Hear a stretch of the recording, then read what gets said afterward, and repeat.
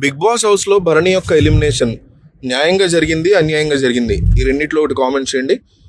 ప్రతిసారి కూడా big boss house లోంచి ఎవరైతే ఎలిమినేట్ అవుతారో వాళ్ళకి సంబంధించి శివాజీతో ఒక స్పెషల్ బజ్ని ఏర్పాటు చేసిన సంగతి తెలిసిందే. అందులో చాలా వరకు హౌస్ లోంచి బయటికి రావడానికి తమకున్న కారణాలు ఏంటి, ఎందువల్ల వాళ్ళు రావాల్సి వచ్చింది, వీటన్నిటి గురించి బయటికి ఎలిమినేట్ అయిన వాళ్ళు చెప్తూ ఉంటారు.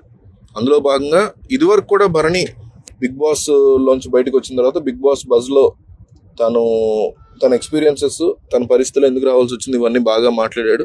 అప్పట్లో అయితే ఒక సూపర్ విన్నర్ అవ్వాల్సిన వ్యక్తి బయటకు వచ్చాడని అందరూ అనుకున్నారు, షాక్ అయ్యారు కూడా. బిగ్ బాస్ చూస్తున్న ప్రతి ఆడియన్స్లో ఒక 70% మంది అప్పుడు భరణి బయటకు వస్తానంటే షాక్ అయ్యారు. కానీ ఈసారి ఈయన బయటకు వచ్చిన తర్వాత, వస్తున్నాడని తెలిసిన తర్వాత ఎవరు పెద్దగా ఏం షాక్ అయిపోలే. తనూజ షాక్ అయిందేమో తప్ప మిగతా జనాలు, హౌస్ మేట్స్ కానీ జనాలు కానీ పెద్దగా షాక్ అయిన వాళ్ళు ఎవరు లేరు. తనూజ కూడా బాధపడి ఉంటుంది తప్ప షాక్ అవ్వాలి, ఎందుకంటే ఆయన అంత యాక్టివ్గా ఏం లేరు రెండోసారి వచ్చినప్పుడు. ఫస్ట్ టైమే చాలా ఎక్స్పెక్టేషన్స్ ఉన్నాయి. ఎనీవే, అయితే బిగ్ బాస్ బజ్లోకి వచ్చిన తర్వాత శివాజీ జనరల్గా ముప్పు తిప్పలు పెట్టే ప్రశ్నలు అడుగుతుంటారు.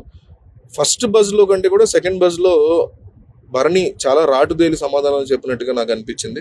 ఎస్పెషల్లీ దివ్య విషయంలో, దివ్యాని దూరంగా ఉండమని తను అడగడం గురించి, ఆమె ప్రవర్తన అయినా కానీ దూరంగా ఉండకపోవడం గురించి. అండ్ దివ్య ఒక డైలాగ్ వేసింది, నన్ను ఇక్కడ నా హార్ట్ డామినేట్ చేస్తుంది, నా బ్రెయిన్ని ఈయన విషయంలో అని. ఆ డైలాగ్ను కూడా చెప్పారు. కాకపోతే ప్రోమో గట్లో మనకి ఆ మాట భరణియే చెప్పినట్టుగా చెప్పారు. బట్ నేను ఫుల్ బజ్ చూసాను, ఆ బజ్లో మాత్రం క్లియర్గా దివ్య డైలాగ్ని అతను చెప్పడం జరిగింది.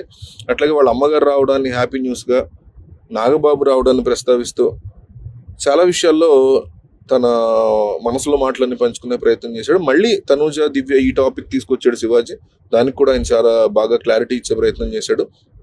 అట్లాగే హౌస్లో తన పట్ల అబ్సెసివ్గా ఉన్నటువంటి దివ్య గురించి చాలా విషయాలు పంచుకునే ప్రయత్నం చేశాడు భరణి. మీరు బిగ్ బాస్ జియో హాట్స్టార్లో బీబీ బజ్ అని కొడితే మీకు వస్తుంది.